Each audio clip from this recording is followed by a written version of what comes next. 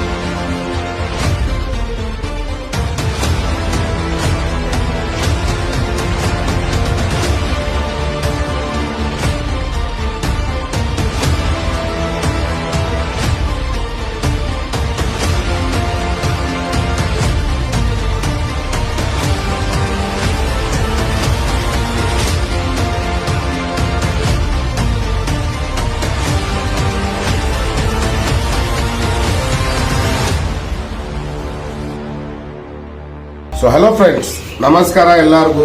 So ಇದು ಬಂದು black and white ಟೇಗು ಅಂತಾರೆ. ಸೊ ಆಮೇಲೆ ಎಲ್ಲರೂ ಕಮೆಂಟ್ ಆಗಬೇಡಿ ಇದು ಉಡಾ ಅಂದ್ಬಿಟ್ಟು.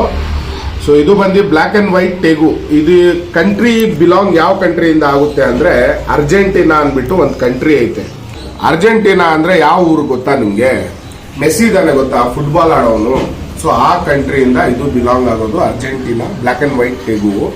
ಸೊ ಇದರಲ್ಲಿ ಎಷ್ಟು ಮ್ಯೂಟೇಷನ್ ಬರುತ್ತೆ ಫಸ್ಟ್ ಅದು ಹೇಳ್ಬಿಡ್ತೀನಿ. ಇದು ಬಂದು ಕಾಮನ್ ಬ್ಲ್ಯಾಕ್ ಅಂಡ್ ವೈಟ್ ಟೇಗು.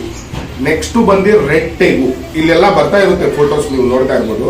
ಇದು ಆಮೇಲೆ ಗೋಲ್ಡನ್ ಟೇಗು, ಅದಾದ್ಮೇಲೆ ಆಲ್ಬೈನೋ ಟೇಗು, ಅದಾದ್ಮೇಲೆ ಬ್ಲೂ ಟೇಗು ಅಂದ್ಬಿಟ್ಟು ಬರುತ್ತೆ. ಸೊ ಇದರಲ್ಲಿ ಬಹಳ ವೆರೈಟೀಸ್ ಆಫ್ ಸ್ಪೀಶೀಸ್ ಮಾಡವ್ರೆ. ಸಬ್ ಸ್ಪೀಶಿ ಅನ್ಬೋದು, ಮ್ಯೂಟೇಷನ್ ಅದನ್ನೇ.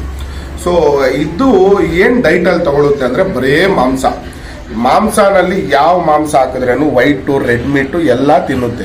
ಈವನ್ ನೀವು ಆಸ್ಟ್ರಿಚ್ಗೆ ಹೊಡೆದ್ಬಿಟ್ಟು ಹಾಕಿದ್ರೇನು ಇದು ತಿನ್ಕೊಳ್ಳುತ್ತೆ.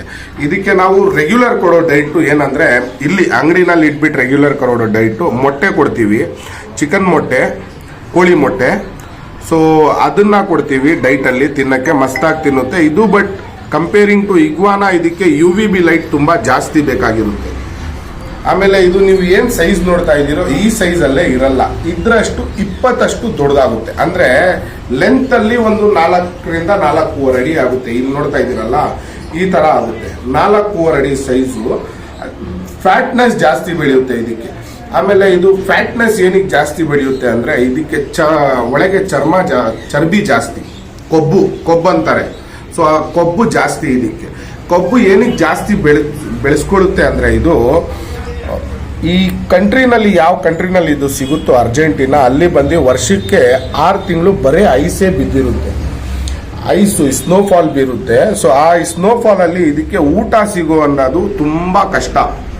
ಸೊ ಆವಾಗ ಏನಾಗುತ್ತೆ ಅಂದ್ರೆ ಇದಕ್ಕೆ ಊಟ ಸಿಗಲ್ಲ ಅನ್ನೋದಕ್ಕೆ ಮುಂಚೆ 2 ತಿಂಗಳು ಮುಂಚೆ ಇದು ತುಂಬಾ ಫೀಡ್ ಜಾಸ್ತಿ ತಗೊಳಕ್ಕೆ ಸ್ಟಾರ್ಟ್ ಮಾಡಿಬಿಡುತ್ತೆ. ಆ ಜಾಸ್ತಿ ತಗೊಳಿದ್ರೆ ಕೊಬ್ಬು ಜಾಸ್ತಿ ಆಗುತ್ತೆ ಅಲ್ಲ ಒಳಗೆ. ಆವಾಗ ಬಂದು ಒಂದು ಯಾವುದೋ ಮನೆ ಒಳಗೆ ಹೋಗ್ಬಿಟ್ಟು ಎಲ್ಲಾದ್ರೂ ಬಚ್ಚಿಕೊಂಡು ಅಲ್ಲಿ ಹೈಬರ್ನೇಷನ್ ಮಾಡುತ್ತೆ. ಹೈಬರ್ನೇಷನ್ ಅಂದ್ರೆ ಏನು? ಹೈಬರ್ನೇಷನ್ ಅಂದ್ರೆ ಇದೇ ಆಟೋಮೆಟಿಕ್ ಒಂದು ಮೈಂಡ್ ಇಂದ ಜನರೇಟ್ ಮಾಡುತ್ತೆ. 6 ಮಂತ್ಸ್ ಕೋಮಾಗ ಹೋಗೋ ತರ. ಇದಕ್ಕೆ ನೀವು ಹಿಂಗೆ ಎತ್ತಿದ್ರೇನು ಸತ್ತೋಗಿರೋ ತರ ಕಾಣುತ್ತೆ. ಇದು ಆಟೋಮೆಟಿಕ್ ಕೋಮಾಗ ಹೋಗ್ಬಿಡುತ್ತೆ 6 ಮಂತ್. ಇದು ಯಾವಾಗ 6 ಮಂತ್ಸ್ ಹೈಬರ್ನೇಷನ್ಗೆ ಹೋಗುತ್ತೆ? ನಾವು ಐಸ್ಲ್ಯಾಂಡ್ ತಗೊಂಡೋದ್ರೆ ಇದು ಹೈಬರ್ನೇಷನ್ಗೆ ಹೋಗುತ್ತೆ. ನಮ್ಮ ಇಂಡಿಯಾನಲ್ಲಿ ಹೈಬರ್ನೇಷನ್ ಹೋಗಕ್ಕೆ ಈ ಪೆಟ್ಸ್ ಎಲ್ಲ ಸಾಧ್ಯ ಇಲ್ಲ.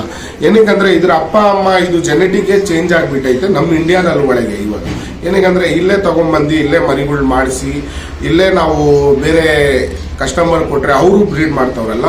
ಸೊ ಅದರಲ್ಲಿ ಇನ್ಬ್ರೀಡಿಂಗ್ ಆಗಿ ಇದು ಜೆನೆಟಿಕ್ ಚೇಂಜ್ ಆಗ್ಬಿಟ್ಟೈತೆ. ಇದು ಇವಾಗ ಹೈಬರ್ನೇಷನ್ ಮರ್ತೋಗ್ಬಿಟ್ಟವ್ರೆ. ಸೊ ಯಾವ ಕಂಟ್ರಿನಲ್ಲಿ ನ್ಯಾಚುರಲ್ ಆಗಿ ಸಿಗುತ್ತೋ ಅಲ್ಲಿ ಇದು ಹೈಬರ್ನೇಷನ್ಗೆ ಹೋಗುತ್ತೆ. ಸೊ ಇದು ಹೈಬರ್ನೇಷನ್ ಏನಂದ್ರೆ ನಿದ್ದೆ. ಕಾಮನ್ ವರ್ಡ್ ಬಂದು ನಿದ್ದೆ. 6 ತಿಂಗಳು ಇದು ನಿದ್ದೆ ಮಾಡುತ್ತೆ. ಸೊ 6 ತಿಂಗಳು ಯಾವಾಗ ನಿದ್ದೆ ಮಾಡುತ್ತೆ ಅಲ್ಲ, 0% ನೀರು, 0% ಊಟ ತಿಂದಿರೋ ತರ ಆರಾಮಾಗಿ ಬರೇ ಮಲ್ಕೊಂಡು 6 ತಿಂಗಳಾದ್ಮೇಲೆ ಒಂದು ಸ್ವಲ್ಪ ಸಣ್ಣ ಕಡ್ಡಿ ತರ ಆಗ್ಬಿಟ್ಟು ಹೊರಗೆ ಬಂದು ತಿರ್ಗಾ ಅದು ಫೀಡ್ ಸ್ಟಾರ್ಟ್ ಮಾಡಿ ತಿರ್ಗಾ ನಾರ್ಮಲ್ ಕಂಡೀಷನ್ಗೆ 6 ತಿಂಗಳಿಂದ ತಿರ್ಗಾ 1 ತಿಂಗಳಲ್ಲಿ ಬರುತ್ತೆ. ಸೊ ಇದು ತುಂಬಾ ಫ್ಯಾಟ್. ಆಮೇಲೆ ಇದು ಹೆಂಗೆ ಪೆಟ್ಟಿಂಗ್ ಮಾಡ್ತಾರೆ, ಎಲ್ಲಿ ಜಾಸ್ತಿ ಪೆಟ್ಟಿಂಗ್ ಮಾಡ್ತಾರೆ, ಬೇಡೆಡ್ ಡ್ರ್ಯಾಗನ್ ವಿಡಿಯೋನಲ್ಲಿ ಹೇಳಿದ್ನಲ್ಲ, ಚೈನಾ ಅಲ್ಲೂ ಇದು ಜಾಸ್ತಿ ಪೆಟ್ ಮಾಡ್ತಾರೆ. ಮಲೇಷಿಯಾ ಅಲ್ಲಿ ಜಾಸ್ತಿ ಪೆಟ್ಟಿಂಗ್ ಮಾಡ್ತಾರೆ ಇದನ್ನ. ಆಮೇಲೆ ಮಲೇಷಿಯಾ, ಥೈಲ್ಯಾಂಡು, ಚೈನಾ ಈ 3 ಕಂಟ್ರಿಯಲ್ಲಿ ಜಾಸ್ತಿ ಹೈಯೆಸ್ಟ್ ಬ್ರೀಡ್ ಮಾಡುವಂತ ಕಂಟ್ರಿ ಅಂದ್ರೆ ಈ 3 ಕಂಟ್ರಿ.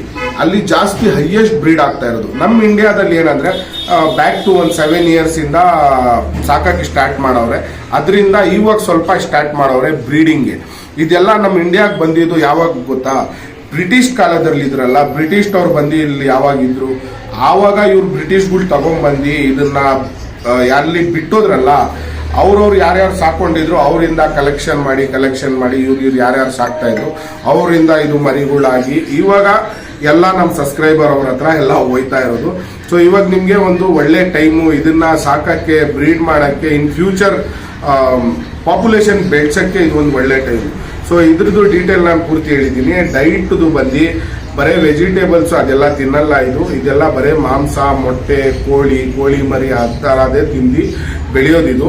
ಸೊ ಇದಕ್ಕೆ ಬಂದು ಹೀಟ್ ಜಾಸ್ತಿ ಬೇಕಾಗಿರುತ್ತೆ ಕಂಪೇರಿಂಗ್ ಟು ಇಗ್ವಾನಾಗೆ ಸ್ವಲ್ಪ ನೀವು ಕಮ್ಮಿ ಲೈಟ್ ಕೊಟ್ರೇನು ಇರುತ್ತೆ. ಇದಕ್ಕೆ ಸ್ವಲ್ಪ ಹೀಟ್ ಜಾಸ್ತಿ. ಏನಕ್ಕಂದ್ರೆ ಇದ್ರ ಚರ್ಮ ಬಂದು ತುಂಬಾ ದಪ್ಪ ಸೈಜ್ ಬರುತ್ತೆ. ಇದು ಕಂಪ್ಲೀಟ್ ಹೀಟ್ ಜಾಸ್ತಿ ಇರಬೇಕಾಗಿರುತ್ತೆ. ಆಮೇಲೆ ಇದು ಯಾವತ್ತು ಇದ್ರ ಇನ್ಕ್ಲೋಜರ್ ಅಲ್ಲಿ ನೀರು ಇರಬೇಕಾಗಿರುತ್ತೆ. ನೀರು ಟಬ್ಬು ಏನಾದ್ರೂ ಒಂದು ಇಕ್ಬಿಟ್ರೆ ಇದು ಹೀಟ್ ಜಾಸ್ತಿ ಆದ್ರೆ ನೀರಲ್ಲಿ ಹೋಗಿ ಸ್ವಲ್ಪ ಡಿಪ್ ಮಾಡಿ ತಿರ್ಗಾ ಹೊರಗೆ ಬಂದು ತಿರ್ಗಾ ಹೀಟ್ ತಗೊಳುತ್ತೆ. ಸೊ ಇದು ಬಂದು ಅರ್ಜೆಂಟೀನಾ ಬ್ಲ್ಯಾಕ್ ಅಂಡ್ ವೈಟ್ ಟೇಗು. ಇದೇ ತರ ನಿಮ್ಗೆ ಎಕ್ಸಾಟಿಕ್ ಪೆಟ್ ಏನಾದ್ರು ನೋಡ್ಬೇಕಂದ್ರೆ ಅಥವಾ ಏನಾದ್ರೂ ಇಷ್ಟ ಇದ್ರೆ ಸಾಕಂಗೆ ನೀವು ಇಲ್ಲಿ ವಿಸಿಟ್ ಮಾಡ್ಬೋದು ಒಂದ್ಸತಿ. ನಮ್ಮ ಚಾನಲ್ನ ಸಬ್ಸ್ಕ್ರೈಬ್ ಮಾಡಿ, ಫಾಲೋ ಮಾಡಿ, ಶೇರ್ ಮಾಡಿ ಬೇರೆಯವ್ರಿಗೆ. ಈ ತರ ನಮ್ಮ ಇಂಡಿಯಾದಲ್ಲಿ, ನಮ್ಮ ಕರ್ನಾಟಕದಲ್ಲಿ ಎಕ್ಸಾಟಿಕ್ ಸ್ಪೀಶಿನ ನೀವು ನೋಡ್ಬೋದು, ಸಾಕ್ಬೋದು ಅನ್ನೋದು ಬರೇ ಕರ್ನಾಟಕ ಅಕ್ವೇರಿಯಂ ಅಲ್ಲೇ ಸಿಗೋದು. ವಿಸಿಟ್ ಮಾಡ್ಬೋದು, ಒಂದ್ಸತಿ ನೋಡ್ಬೋದು. ಆಮೇಲೆ ಯಾರಾದ್ರೂ ಸ್ಟೂಡೆಂಟ್ಸು, ನಿಮ್ಮ ಫ್ರೆಂಡ್ಸ್ ಯಾರಾದ್ರೂ ಇದ್ರೆ ಸ್ಕೂಲಲ್ಲಿ ಅಥವಾ ಕಾಲೇಜಲ್ಲಿ ಏನಾದ್ರೂ ಎಜುಕೇಶನ್ ಪ್ರಪೋಸ್ ಈ ತರ ಅನಿಮಲ್ಸ್ ಬೇಕಂದ್ರೆ ನಮ್ಮನ್ನ ಕಾಂಟ್ಯಾಕ್ಟ್ ಮಾಡ್ಬೋದು. ಸೊ ಮತ್ತೊಂದಕ್ಕೆ ನೀವು ಡಿಸ್ಕ್ರಿಪ್ಷನ್ ಅಲ್ಲಿ ನೋಡಿ, ಪ್ರತಿಯೊಂದು ಡೀಟೇಲ್ ಡಿಸ್ಕ್ರಿಪ್ಷನ್ ಅಲ್ಲಿ ಕೊಟ್ಟಿದ್ದೀನಿ. Thank you for watching. Take care. Love you.